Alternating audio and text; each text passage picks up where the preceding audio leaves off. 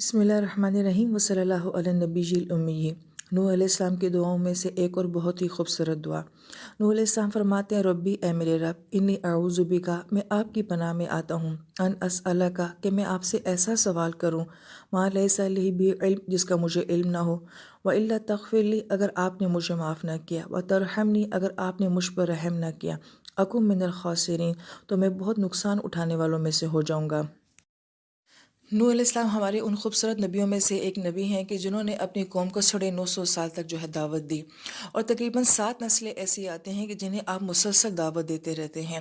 مسلسل 7 نسلوں تک دعوت دینا، یہ کہنا بہت آسان ہے مگر یہ کرنا بہت مشکل ہے۔ مگر اس کے باوجود جب یہ قوم نہیں مانتی ہے تو پھر ان کے اوپر عذاب آتا ہے، اور عذاب ایسا ہوتا ہے کہ اس وقت کل جہان میں بعض مفسرین کرام یہ فرماتے ہیں کہ صرف یہی نسل آباد تھی، لہذا جو عذاب آیا تھا وہ اس پوری قوم کے اوپر آیا، گویا کہ پوری انسانیت کے اوپر آ گیا، اور اس کے بعد جو ہے دوبارہ انسانیت کا آغاز ہوتا ہے۔ اس لیے آدم علیہ السلام کو آدم ثانی کہا جاتا ہے۔ لیکن اس عذاب کے دوران ایک واقعہ آتا ہے، اور وہ یہ کہ آپ کی اپنی اولاد جو ہے وہ شرک میں مبتلا ہو جاتی ہے، اور ایک نبی کی اپنی اولاد کا شرک میں مبتلا ہو جانا، ظاہری بات ہے یہ ایک نبی کے لیے کتنی تکلیف دہ بات ہے۔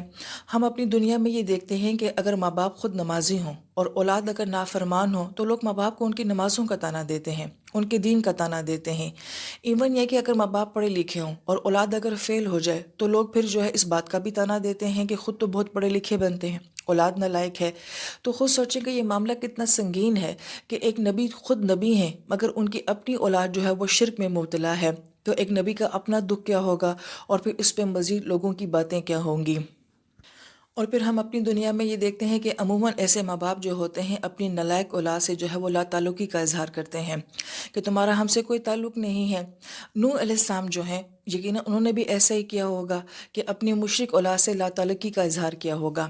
مگر وہ ایک فطری جذبہ، وہ ایک فطری محبت جو اللہ پاک نے ہر رشتے کے اندر رکھی ہوئی ہے کہ جب آپ اپنے بیٹے کو ڈوبتا ہوا دیکھتے ہیں تو آپ بے قرار ہو جاتے ہیں اور اللہ سے کہتے ہیں کہ اللہ یہ میرا بیٹا ہے جو کہ پانی میں ڈوب رہا ہے۔ مفسرین کرام یہ فرماتے ہیں کہ اولاد کتنی ہی نافرمان، گستاخ اور بے باک کیوں نہ ہو، لیکن اگر ماں باپ جب اس کو تکلیف میں دیکھتے ہیں تو یہ بھول ہی جاتے ہیں کہ اس نے دکھ کیا دیا تھا، اس نے تکلیف کیا دی تھی، بس یہ چاہت ہوتی کہ کسی طریقے سے ہماری اولاد کے اوپر سے یہ تکلیف چلی جائے۔ وہی جذبہ نوح علیہ السلام کے اندر بھی تھا کہ ڈوبتا ہوا دیکھ کے آپ بھی بھول گئے کہ آپ کی اولاد تو مشرک ہے۔